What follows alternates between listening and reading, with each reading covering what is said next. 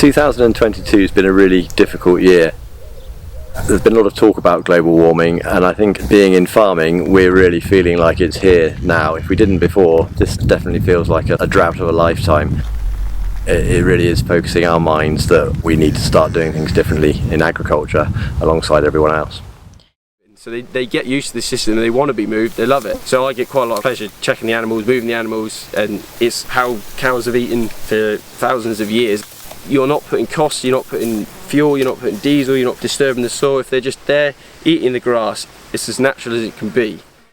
Going forward, we're going to need to work with nature much more, look at how many animals we keep on the farm, whether we reduce those numbers. This then reduces our income greatly, so we would need then to receive more money for our lambs. If I were asked to talk about the price of milk, it's a difficult job. It's a healthy, nutritious product, and as a farmer, it doesn't sit well the fact that I know it's the cheapest liquid in a petrol station.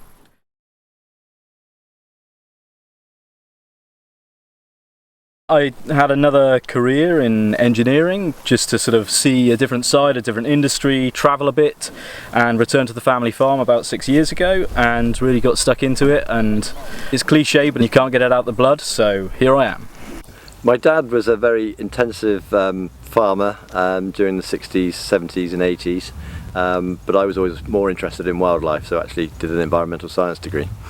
I'd always enjoyed the livestock work on farms, and I guess doing the sort of conservation grazing combined my two interests really. And it's nice work, but I'm really interested in the nature that we're creating as a result of it.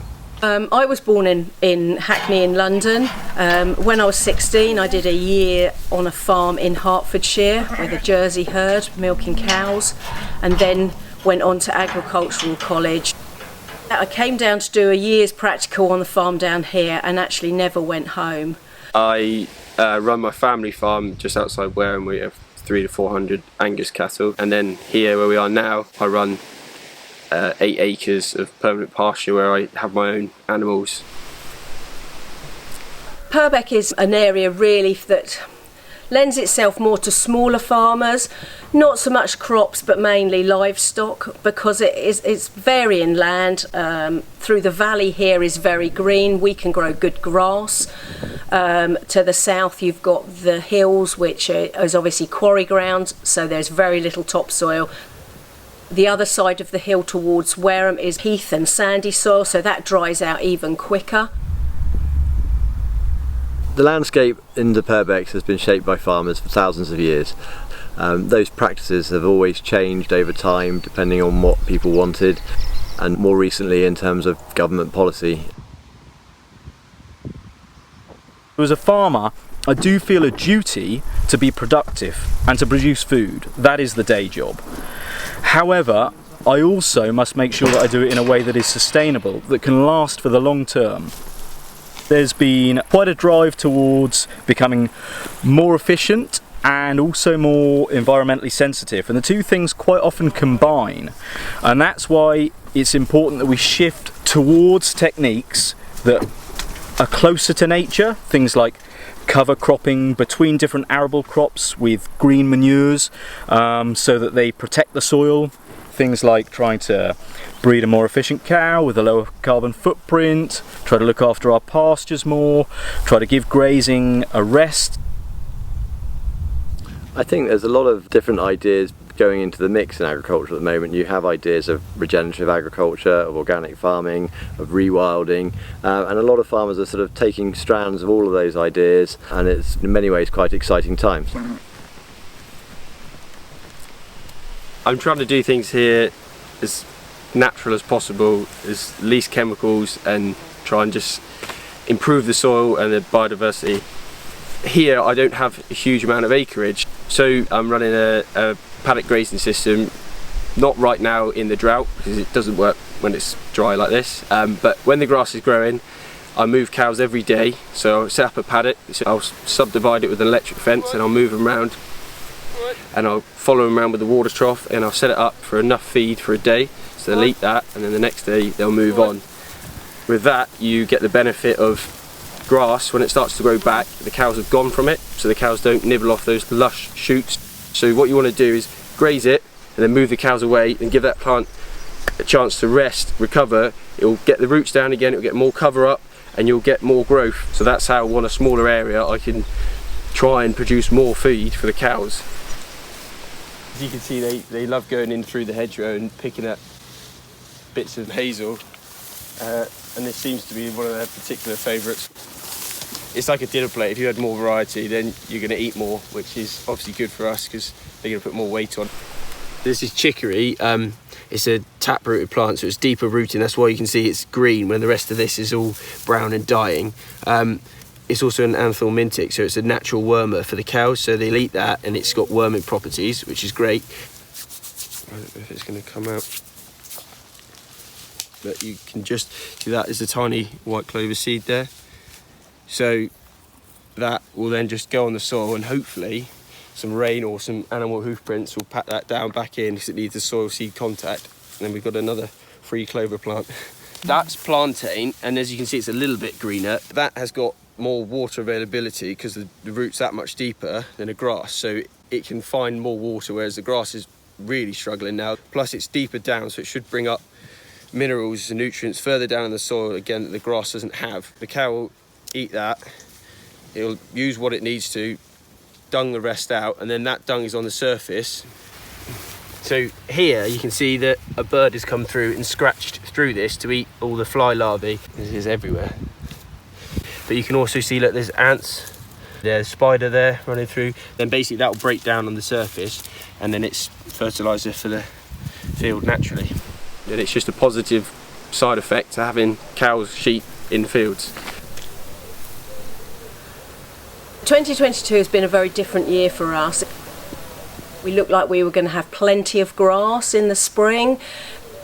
Everyone thought this was going to be a bumper year for crops, and then due to such dry extreme conditions we now have nothing, and some people are going to be very short of fodder through the winter, and we are even feeding our sheep this summer with hay, which is unheard of.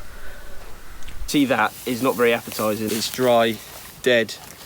It's put all its energy into making a seed head, so the quality for the cows isn't there. I'm not too worried because all this is going to self-seed and we should get a good growth next year. But in a normal year I wouldn't have to come out and supplementary feed them with bales. But this year, obviously with the drought, I can't rely on the soil and the grass to feed the cows, so I've had to buy it in. So there's all these extra input costs which go into it, which I've got to make a margin on each animal, so these margins get tighter and tighter. The way that we are certainly looking here now is to do something slightly different with our permanent pasture here. We can't plough, and we don't want to plough because of the release of carbon. So we're looking at possibly overseeding with some herbal lays. I've seen a red clover lay, and that has lasted so much better in these drought conditions.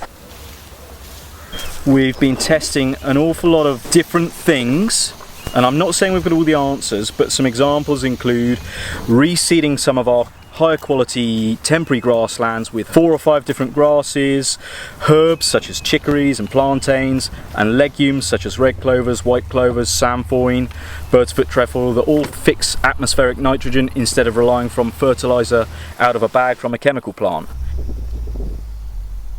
There's lots of things farmers can do whilst producing efficient levels of food on their farms. They can be really productive grasslands, but also have a lot of value for wildlife in terms of flowering plants. What we're really trying to do with cattle in particular is mimic their wild ancestors, the aurochs, in terms of maintaining grasslands, creating open spaces in amongst the trees for the different animals that will enjoy those habitats. And it's also the bare ground that they create through dust bathing and fighting and that sort of thing that creates a great habitat for invertebrates.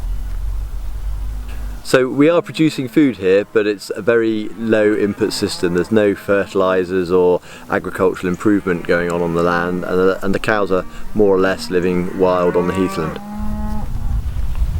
One of the joys of farming in a more natural habitat and in a very extensive manner is that when we have a drought like we do now, the cattle can still find food because they've got the scrub and the bramble and areas that they just need to push harder into. So we very rarely run out of food on a nature reserve.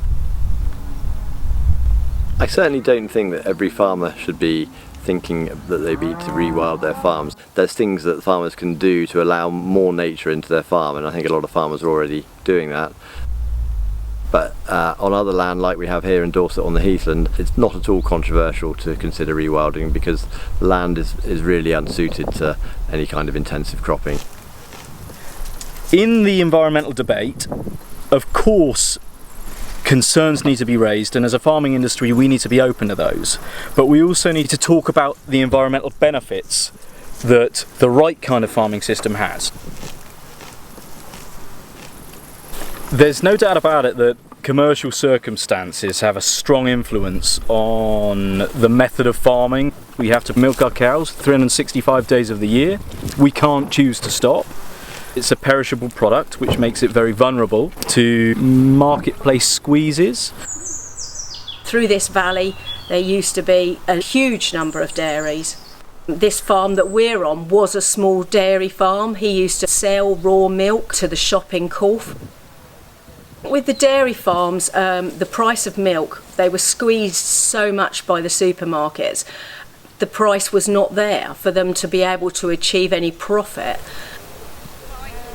I don't think consumers realise that we are actually told what we get for our animals. We take them to the abattoir and they will tell us what they will pay us. And again, pressure is put onto the abattoirs by the supermarkets of what they are willing to pay for the product. So we're not always paid value for money.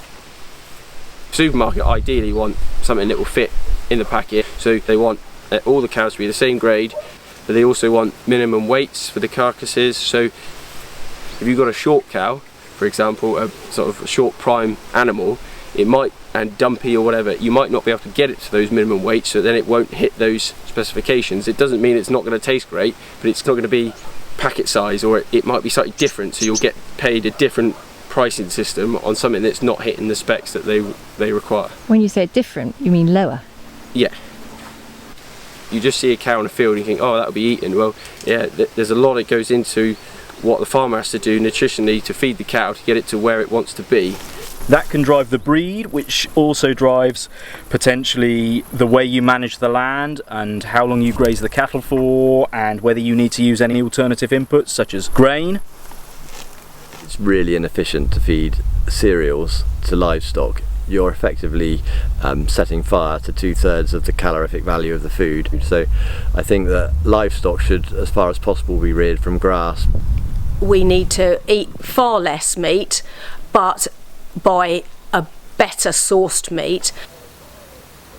I think we can be looking to get our meat from some of this extensive nature conservation grazing, or from the sort of greener, organic, regenerative farming practices where livestock are really important for getting fertility back into the cropping land. It would be really nice to run smaller herds.